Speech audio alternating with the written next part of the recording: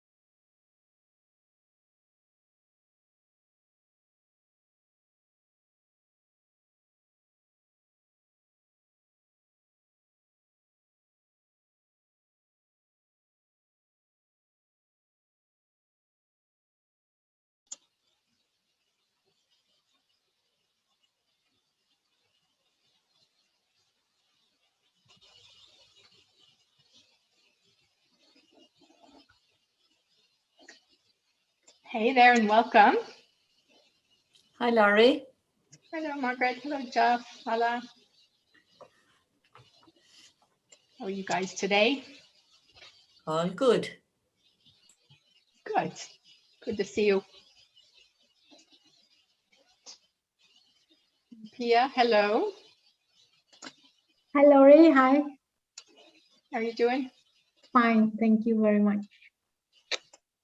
Good. We're just getting set up and waiting for a couple more people. I suspect it'll be a cozy crowd today.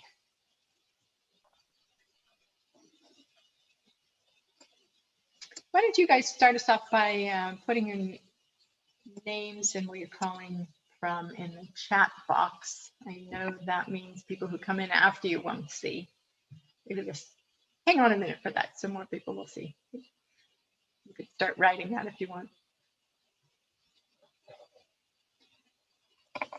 I'm also curious, for those of you who are here already, what you're looking forward to. What brought you here to a call about fairness? Any of you want to share while we're waiting for a couple others? Verbally share, you have the chance.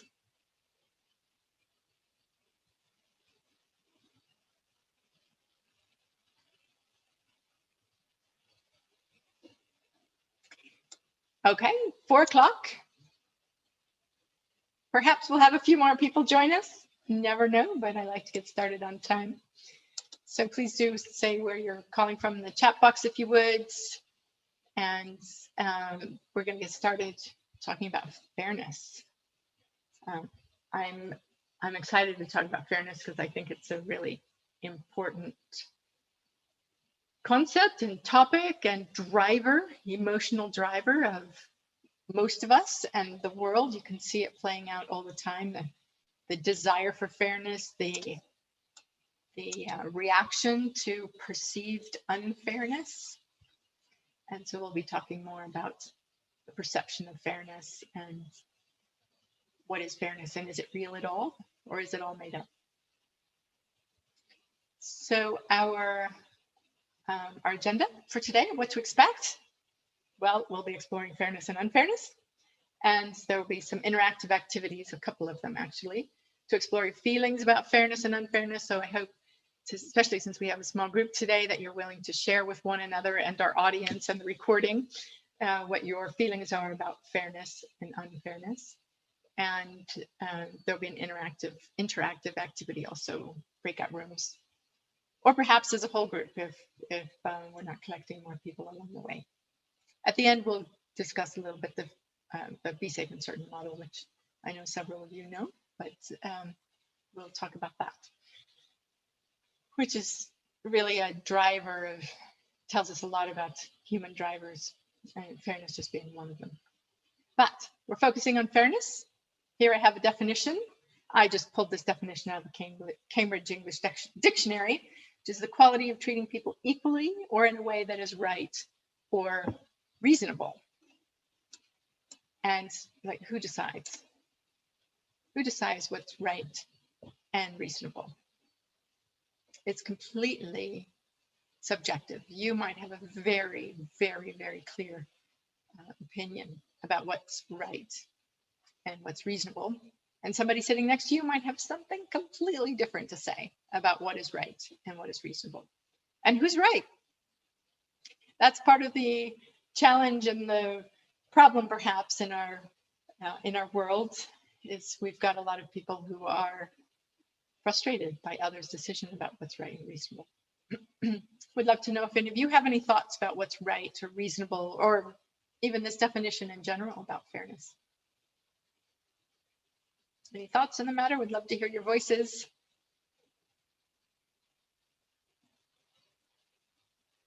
Anybody willing to?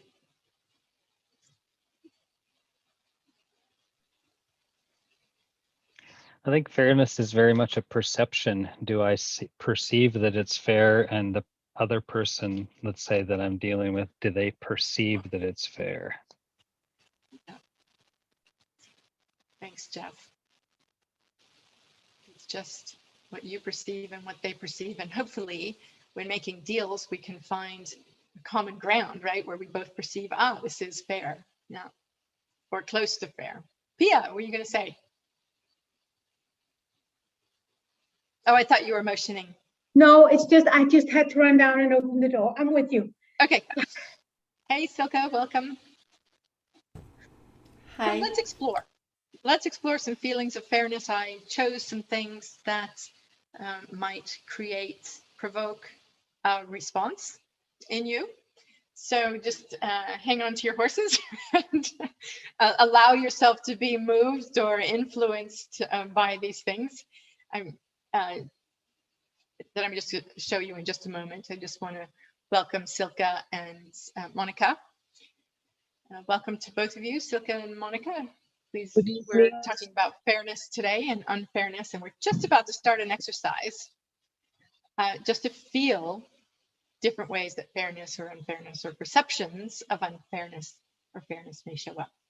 So let's start. Here's my first one.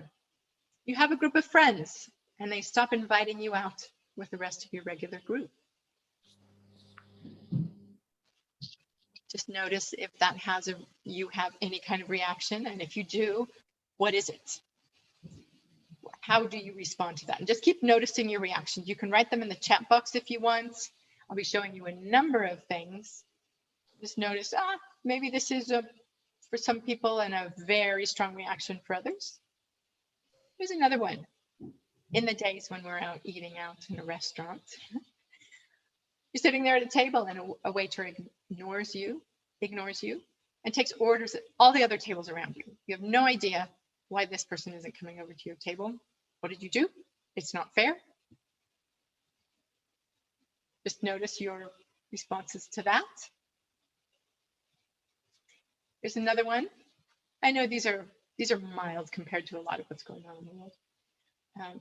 This one could be as mild or as big, depending on what the insult is. But you observe someone insulting another person. So this might not have to do with you personally, but you see it happening over there. Other people are engaging in a conversation and one insults another.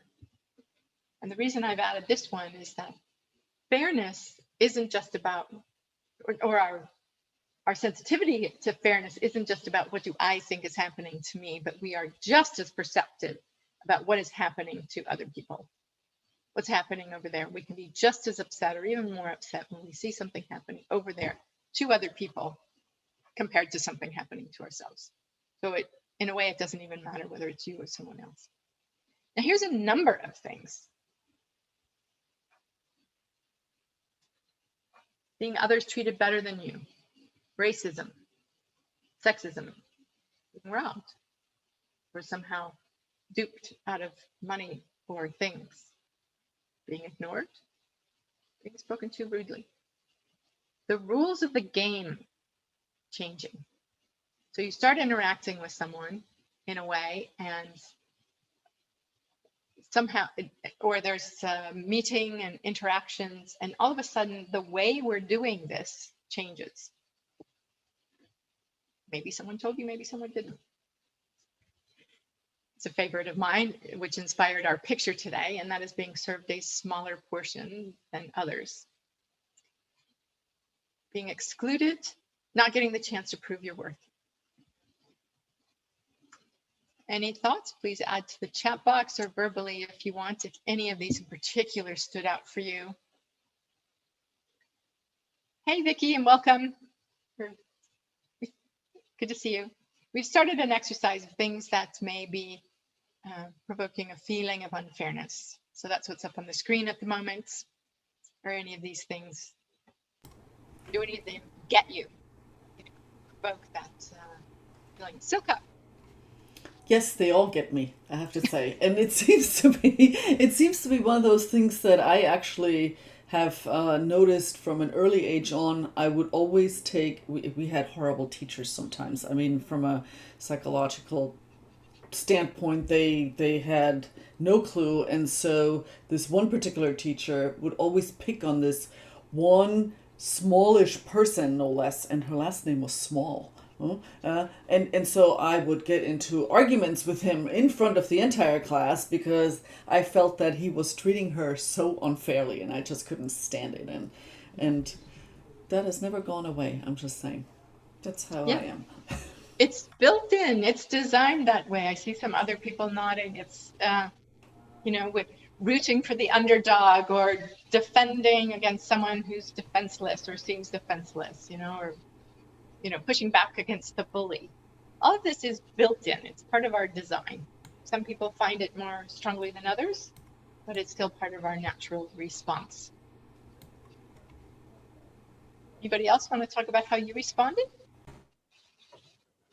For me, I think the one is the rules of the game changing. Even though there's a contract in place, there still may be some person in the group that will take on something themselves. They will take on to lead the group, even though that was not agreed. Right. How did that happen? We had a deal. What happened to our deal? Wait a minute. Even if it's not That's not offensive fair. or anything. Say that again, Margaret. That's not fair. That's not fair. Think about that statement in your head. That's not fair. And how old, if those of you who have or had children, how old were your kids when they started saying that's not fair? For many parents I've talked to, it's a very early thing. I remember it a bit myself, but probably not the earliest stages of when I'm not a parent, so I can't speak to my own personal experience being a parent. But I remember talking to some parents, my kids are saying this all the time, it's not fair. And I wonder where they learned it, because we're not going around all the time modeling this fairness, it's not fair thing. But it just comes out because it's programmed in deeply. And when fairness or unfairness rather happens, you feel that something's unfair, the rules of the game have changed, or somebody's being picked on. How do you want to respond? So you might go take care of something, but what's your impulse? So Margaret, when you talked about the rules of the game have changed, what do you want to do? Silke shared with us about her response to that teacher arguing back. Anybody else have a response? Silke? I don't want to hog the conversation, but I can be very confrontational when it comes down to fairness. I have no problem speaking up at all. It's unfortunate for the others. Very interesting. I can see it. They better watch out. Here comes Silke. Great. So Pia says, ask, hey, what's going on here? And yes, Allah, there is a recording of this. I'm sorry, I'm just looking at the chat box now. Yeah, and so, well, here's what's natural.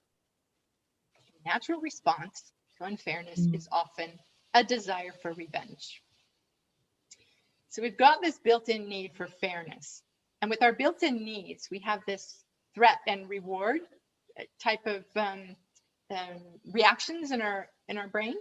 And the brain, so we get fairness, we get a feeling of reward, meaning dopamine, so it feels good to have fairness. A lot of people I've talked to just report, well, I have sort of a, it's a fair deal that feels good, it feels satisfying. It's not like, woohoo, I have a fair deal, but that, feels good, satisfying. You can all probably relate. But if it's an unfair deal, there is a very strong guttural reaction. It goes deep into the gut because the insula part of the brain is connected to our body, and that's the part that's reacting. It's a very old part of it, super guttural, right? And this desire for revenge is coming from that reaction. And when we get revenge, so that's the threat side, right? So you have this reward of, hey, it's a good deal, and we have this threat of, lots of adrenaline and cortisol, and it's this desire for revenge. But here's the thing, when we get revenge, when we feel like we've gotten revenge, that's when we really get that feeling of reward. We don't get it so strongly when we have a fair deal. We do a little bit, but when we really get dopamine is when we have gotten back to that perpetrator who picked on someone or who changed the rules or who did something. How many of you will confess to that? You feel that? Not like it's real confession because it's natural and it's built in. That's when we really feel the power and the strength of our reward to fairness. So we have a desire for revenge, even if it hurts us, because it's a very powerful feeling and a powerful action, creating that sense of that sense of reward within us. Just pause a second to welcome Suzanne Berth. Welcome. We've been doing an exercise about fairness and unfairness. And now I want to take this a step further and play a game. Some of you might have played this before. Anybody played the Ultimatum Game before? No? This is a classic psychological experiment started in the 80s, and it's pretty eye-opening. Gosh, it's pretty eye-opening, and it's a classic. So I'm going to see if we can engage together and play this together. We might make some stuff up, but let's see how it goes. So here's the ultimatum game. Somebody is given, player one is given a certain amount of money.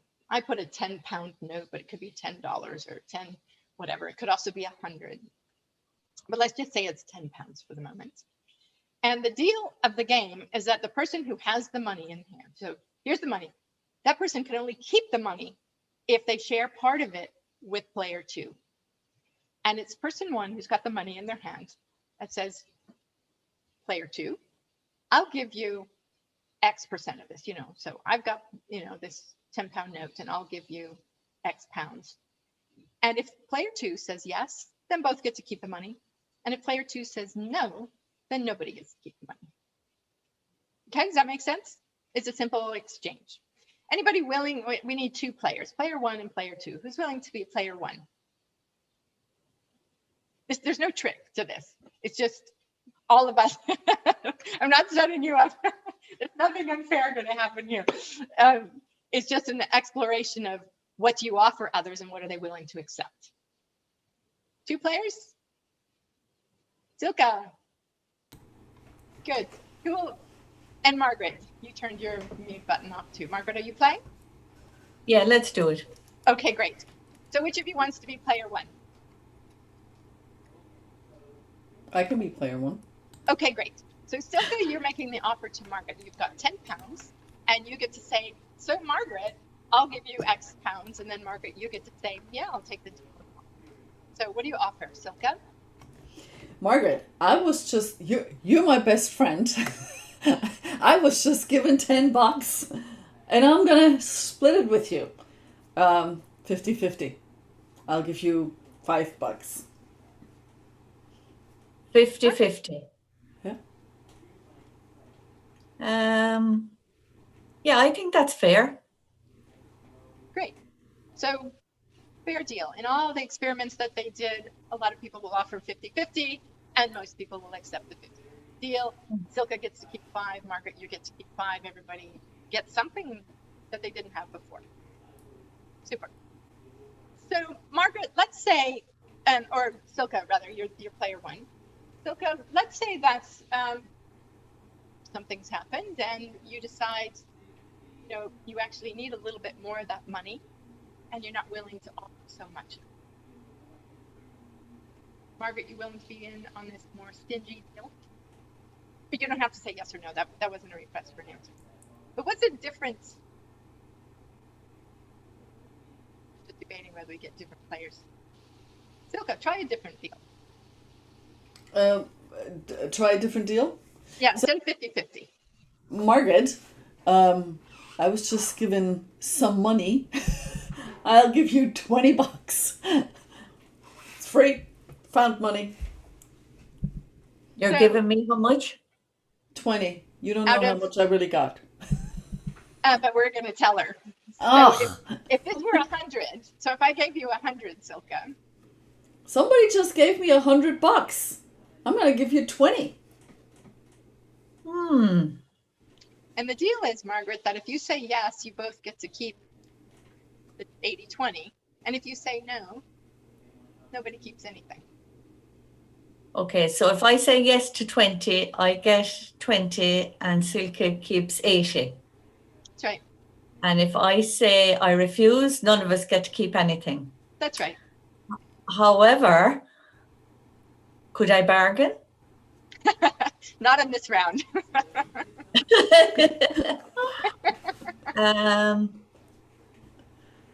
Yeah, Bargain. 20 is better than nothing. I will take the 20. Yeah, I would agree with that actually. Yeah. Found money. Who says And if no to Silke that? said, so let's just try this out. And if Silke said, Margaret, I just found 100. I'm willing to give you 10. Means we both get to keep something. 10, no, 10 I would question. Whereas 20, like, so if I'm not going to accept it, then none of us get anything. So by hearing that, then, well, 20 is better than nothing. Yeah. Yeah. And that's why I suppose I came back in to see, okay, what choices do I have? Right. Okay, so can I bargain? So can I bargain? And also, if we're both going to lose out if I don't accept, well, then we get nothing. So I suppose I had choice. I had a certain degree, one with more information and more, with more information, and Well, this is by me having the chance to ask more questions for information, and if you don't have the chance, that made it just a much yes or no. easier. It sounded fair then, because to me.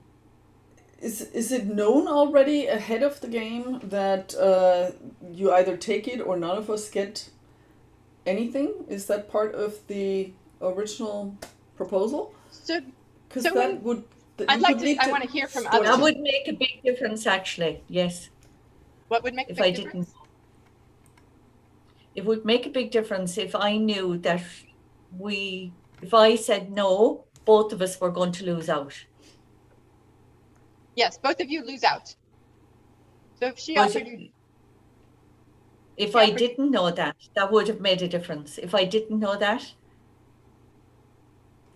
that would Right. have made a difference. If I heard that Silke was getting €100 and I was offered 20, then I would be questioning for more. However, knowing that we were both going to lose out, that did make a difference.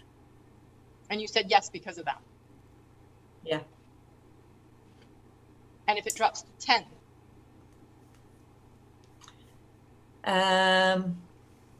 Again, I had choice, I think. Yeah, I had choice. I was able to ask questions. no If question. I didn't you just know, get it to would choose be yes or no. different. If I didn't know, we were both going to lose out. So I probably would have accepted, and then I would have gone for another agreement and said, okay, what else can we do with the money? Can you spend the money and we can share it? Or do you know what I mean? I would have come Of back course, in for I know.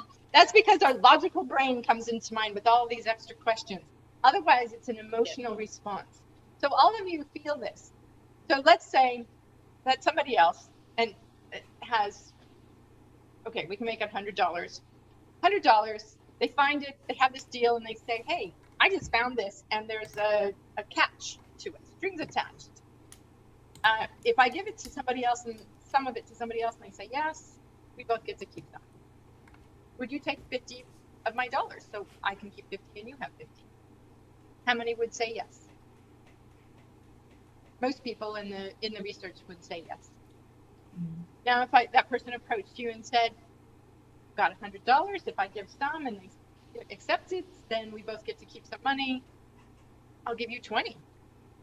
I get to keep 80 and you get 20. How many will accept that? Who would not accept that? Anybody not? There's no judgment here. And now I say, okay, I have $100. I can give some to somebody. I'm going to give you $5 out of my 100. And if you accept that, then I get to keep 95 and you get $5. Who would say no to that? Anybody say no to that? You guys are all really nice.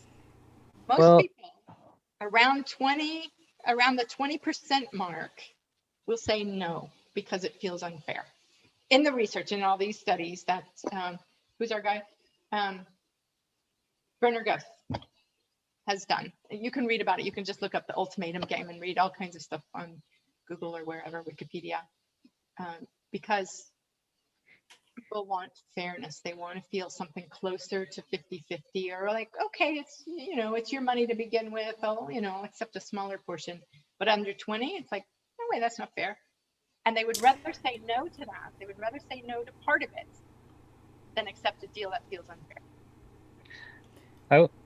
I was thinking as I was watching Lori that it felt to me like it depended who was making the deal, if I had a relationship with them, and how much I was putting in. Like I was thinking if I was going together with somebody on a work site and I had got a big contract and I was going to give them a certain amount, or they were going to give me a certain amount, but we needed each other, and then I felt much more like we both had to do 50-50.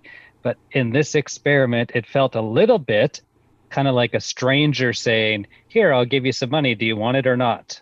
If that, yeah. So I felt like the relationship and what I would have to put in made a big difference in that. Yeah, great comments. Silka. Is there a cultural difference? Because I mean, we were always drilled as kids that, you know, you don't, if somebody wants to give you something, take it. You don't look a gift horse in the mouth, more or less, right? Like, so don't be ungrateful. So every little bit is, you know, better than nothing, you know, that kind of thing. I'm sure there's cultural differences in training that has us respond differently. I'm curious if anybody felt in it, sort of like, so Jeff, in that situation, if, you know, if I was going to have to do something for it, that felt like unfair. There was situational ways that it felt unfair. Anybody else? You could always think you wanted to challenge them, because let's say there's $100, and if I say no to the 20, they won't get anything. You know, you can always raise that to say, you know, so the fair share is 50-50 if you wanted to. But I wouldn't do it. I know I wouldn't do it. I'd say, okay, that's really nice, cool. I wouldn't make an issue out of it. I wouldn't. But you could, if it was somebody I knew, like, let's say somebody I knew very well, I say, so that means 50-50, doesn't it? Yeah. Right. So relationship is part of it. Yeah, absolutely. Yeah, and that's what I felt as well, really, the circumstances around it, the relationship, or where it takes place. Other circumstances might have an impact in either accepting or pushing for 50-50, or saying, hey, $5, it's a coffee, great. Yeah. Yeah, and even if I was the one offering, I would never say 20 for you and 80 for me. I think it comes from that, because I would say, let's go 50-50. Yeah. Yeah. That's striving for fairness, because it's ingrained. Yeah. Any other thoughts about the ultimatum game? What really struck me was, I suppose, we were both going to lose out. Yeah, and I never thought really, and I suppose, is that how I operate? I never thought really of having the conversation to say we're both going to lose out. Can we have another agreement? Food for thought. Yeah.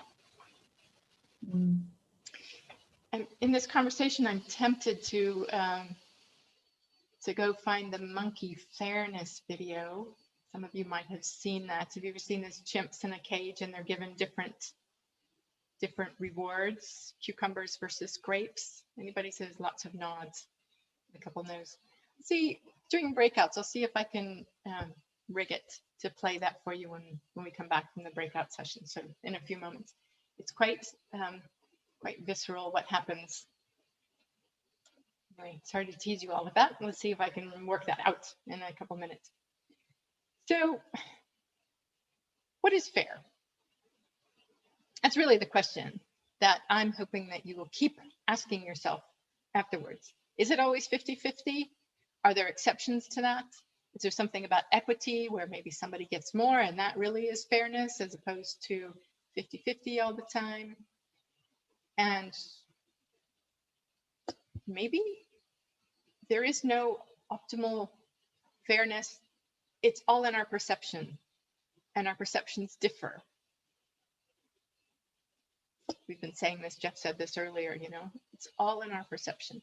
There is no objective form of fairness. There's no big judge that says, yes, this is fair. You can't go down the street and say, hey, what is fair? We're trying to work out this deal. I found the money. I get to decide, and it's my choice. But I'm offering this person $25, and they're not taking it. Isn't that fair? It's better than nothing. No, there's no one to actually say, yes, that is. No, it isn't. And here's a statement I like to make a lot because I think it's provocative. Life is not fair. Life is not fair, but we want it to be fair. We have this strong impulse in us to create fairness. But there's all kinds of unfairness. Where you were born, the skin color you were born with, whether there was, the level of wealth or poverty you were born into, the country and how it treats people that you were born into, taller people or shorter people, they get treated differently. That's just genetics, Life is not fair, which is a really hard thing to sit with because we want things to be fair. And I'm curious if there are feelings about that.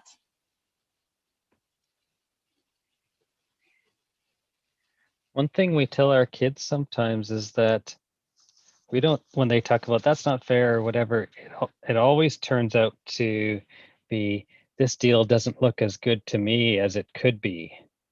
And sometimes I say, actually, it's not about fairness. It's about having it better for me. That's what you're teaching your kids to say to each other. That's what we talk. That's what we talk with our kids about sometimes. Because when they complain, that's not fair. That happened. Well, is it just because it doesn't look as good for you? Is that why you're saying that? That's and amazing. It seems like that often is the driver. Actually, it's not actually fairness that we want. It's betterness for us. Is often what our. Yes, I want something better for me. Yeah. Any other thoughts? Thanks. It's really good to think about that. Why do I want fairness? Is it better for me or? Also something around life not being fair in terms of we are all born to have a life, to lead a life, and if somebody is taken away, we often see too early or in the wrong way, whatever it is. Then for me, that's life is not fair. That's life in its essence. Yeah, and how does that how does that enter your daily living or interactions with others? I actually look a lot on other people's needs. I look at you. I tend to see if people are needy of something and I can help them, and of course, or support them or give them whatever it is. And it's because I really feel that there is an unequal balance in many things in life that comes down to fairness or not fairness. And if I in any way can try to up that balance, make it more like this, I would always do it. Yeah. Even if it costs you. Yes. Even if it costs me. Yes. So you might sacrifice yourself in some way in order to create that fairness for others. Yeah, I might. Yeah. I have, we now have the chimp video. Do you guys want to see this? I think it's very, sorry, Jeff, please. Just one statement you had before, the life is not fair, talking about perception. And I was thinking, I can have a deal with somebody and both of us are totally satisfied. And then there can be other people, observers that aren't even involved at all. They look and one person can say, wow, that is not a good deal. And the other person can say, that really worked out well. And there's so many different perceptions. They're not even involved in any way in it, potentially. And so they're only getting partial information, perhaps, or paying attention to part of it. Is that? Yeah, that could be, but more just the perception of what's fair and what isn't. Yeah. Both me and whoever I'm making the deal with, we're totally satisfied. And outsiders can say, no, that's not good. Yeah, but it's none of their business really. Sorry, Laurie, does something around entitlement come in there as well?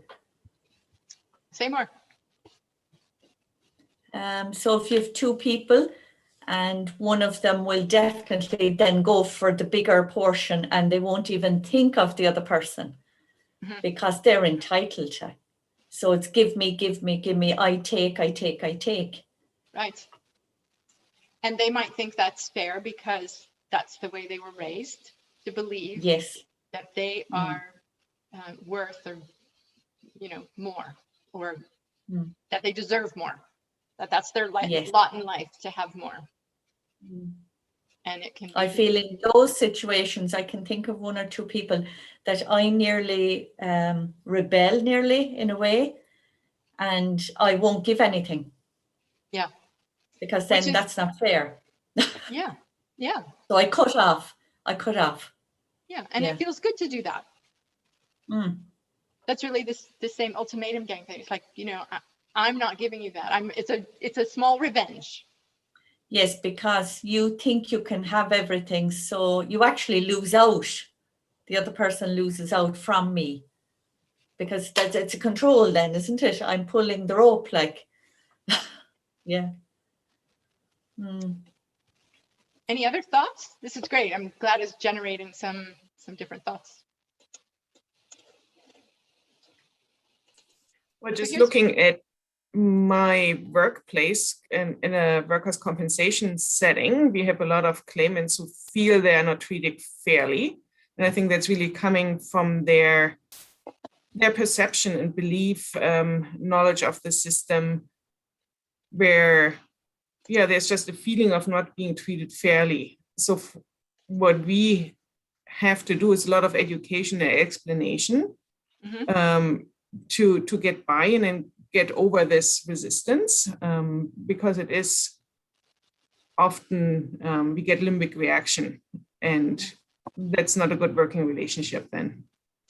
Yeah. So it's, go ahead. Yeah, it's definitely an interesting aspect to look at then as well, what Jeff said. What do they want? What do they want better for them? And could that be an angle to have a conversation, just to gain more understanding on an individual basis? Yeah. Mm-hmm. And to add on top of that, and I see it really clearly in your situation, Suzanne, with your people. If people are in pain, or they are stressed, or they don't have the resilience at the moment to be there, to use the best part of their brain to make good deals and that kind of thing, it's only going to exaggerate this whole thing about feeling of fairness and feeling of unfairness and the desire for revenge. Yeah. So it really takes a good part of our brain and our prefrontal cortex and conscious thinking and all of that, and resilience, to get out of our desire for revenge. So it's just another layer. And I think it's so clear in this workers' compensation situation. But hey, here we go. I have this video all teed up. It's 57 seconds or something like that. Let me just tell me if you can hear. Can you hear the narrator?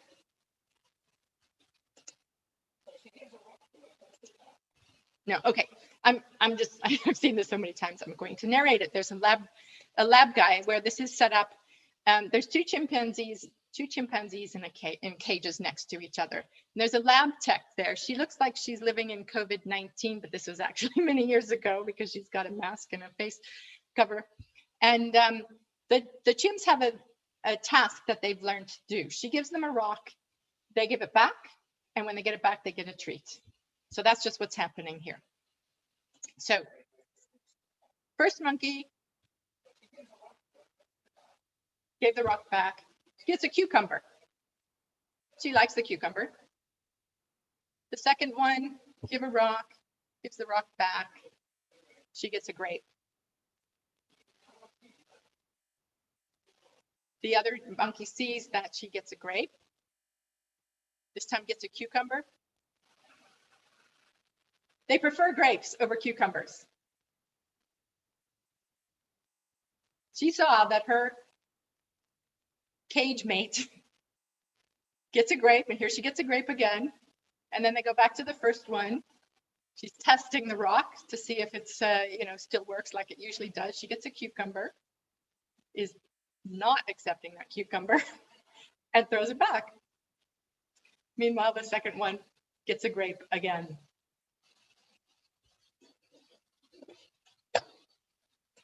I've shown this video many times, and sometimes the feelings are so strong. That is so mean. Yeah, exactly. Sorry, my video keeps going. That's so mean, isn't it? Say more, Silka. I don't know what to say more, but I feel like, animal experiments should be stopped to begin with. But besides that, I just can't see. I mean, that's just, I don't know. I have such a visceral reaction to that I can't even find words to describe what's going on. Yeah, and just for the, but I hope I get it about the animal experiments, and sorry about bringing that to you. But when we just look at the difference between the cucumber and the grape, can anybody relate? I mean, cucumber might actually be useful, but no, this little chimp throws it away. This is we have very similar brains. These are capuchin monkeys. They're very similar to our brains, and they do similar things to what we do in situations like that. A different kind of ultimatum game. Any other thoughts? Interesting thing watching is that the cucumber is totally fine until there's something that's better. Yeah. That wasn't offered. Yeah. It's like, I'm fine with the cucumber, but I could have had a grape. What's up? Yeah. The grass is green at the other side in the next cage. Yes. That's right. The grass is greener over there for my fellow chimp over there. So let's go to breakout rooms. Prota's got you set up in groups of 3 or 4, I think. And the conversation is really just, what are you noticing about what are feelings you experienced around fairness or unfairness? And, the question of what if this all comes from your perception? Feel free to add in the conversation about life is not fair. You'll be in that conversation for 10 minutes. And then we will wrap up after that. Have a great conversation together.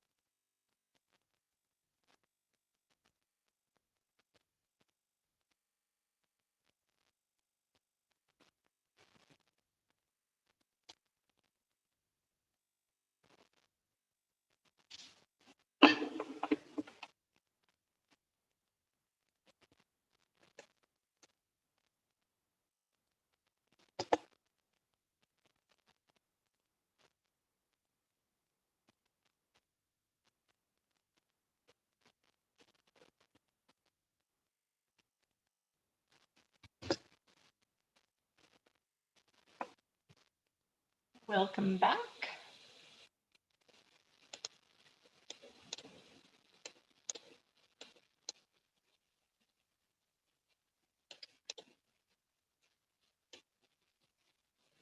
A couple more to come back. How are your conversations?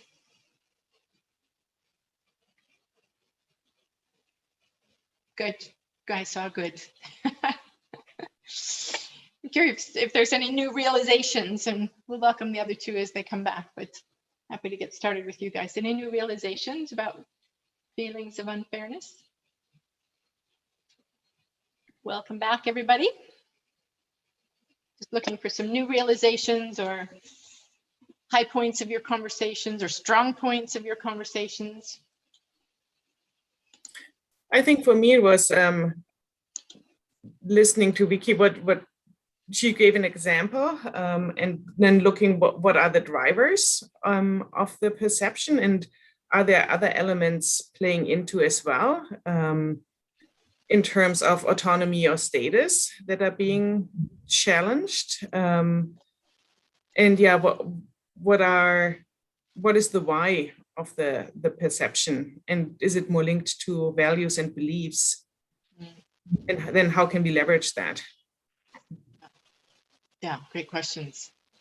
Great questions. And our other needs, our values, our beliefs, all of those can shift our perception, and still we can have this reaction of unfairness, even if it's based on all those different things.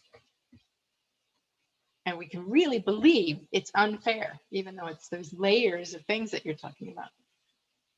There's this kind of spontaneous reaction to it, like the flight and the fright. Yeah, this is fair, this is not fair. So it can really trigger an automatic, emotion or sensation. But only once you step back a step or two, and you can look from a distance, can you try to look into your own mental model, your pattern of thinking, and see what's useful and what's not, and what comes from your ego if you want, and what's your need. And so you can go deep as you want, and that's amazing. Yeah, that is amazing. But again, you need to have the capacity to be able to do that and step back and see the whole thing. But when we're caught up in that frenzy of it's unfair, it is really hard to do that. Yes.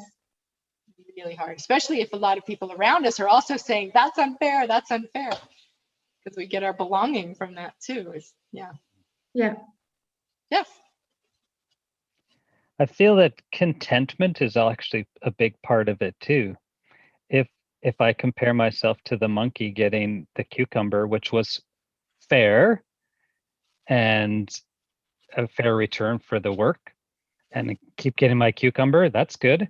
And then my buddy next door gets grapes, I can choose to be contented with the cucumbers that I'm getting. Yes. Or not. Yeah. Again, beliefs and how choosing your perception, isn't it? Would you say that's what that is, Jeff? Is choosing your perception? Yeah, sure. I use the word contentment, but yeah. Yep.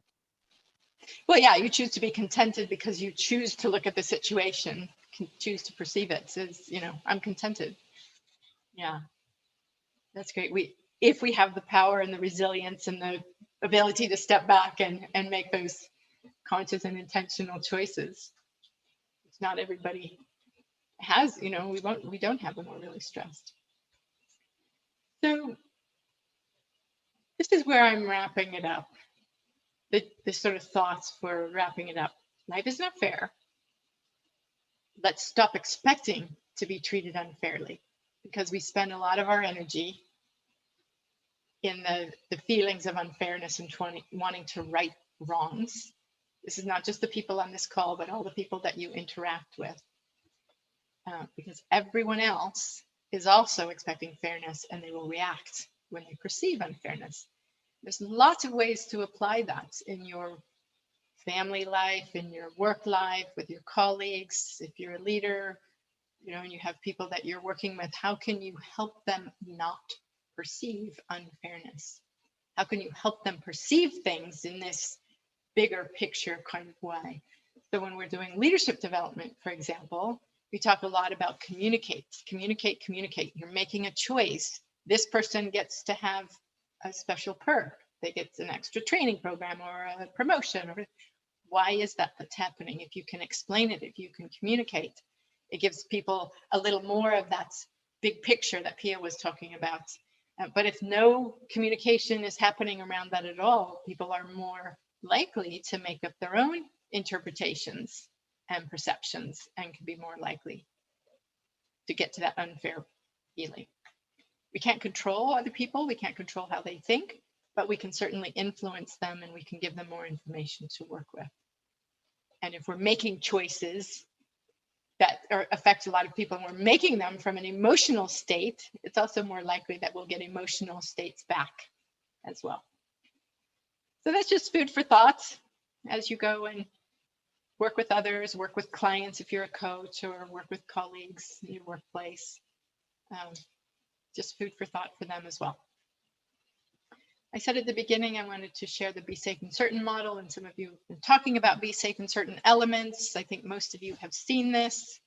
These are the 6 elements, fairness being one of them. I believe fairness is the one we react to the strongest, and the most powerful reactions come from this, but all of them have this either threat or reward reaction. It isn't always threat or reward, but we get threats or rewards from all of those things. So a feeling of belonging will have us feel good if we're having this feeling of belonging, like I mentioned a couple of minutes ago, because all of us together feel like that's unfair. In my view of the world, that's one of the most powerful human forces ever.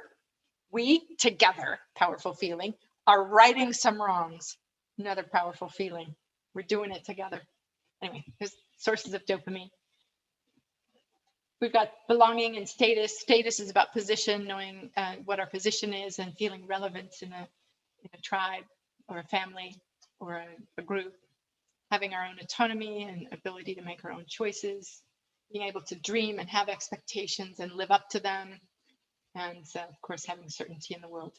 And the lack of certainty and change and constant change will create uncertainty and create threat responses to that. And disappointment, meaning the not meeting your expectations, that also creates disappointment. So there's a lot of leverage in this model, a lot of places you can take it and use it. Bye, Suzanne. See you. And Frodo's going to put in the chat box, there's lots of resources, or he already has, there's lots of resources we have around Be Safe and Certain if you're interested in them. There's a paper, there's several mini courses. There's a lot of free stuff there, so I want you to take advantage of it. We put that out there for your use. See you for those of you who have to go, and if there's any further comments or questions or anything, I'm happy to stay a minute or two. Bye, Pia. Otherwise, we'll just say bye and have a great month, and hope to see you back next month for our next Neuroscience Made Simple webinar. See you.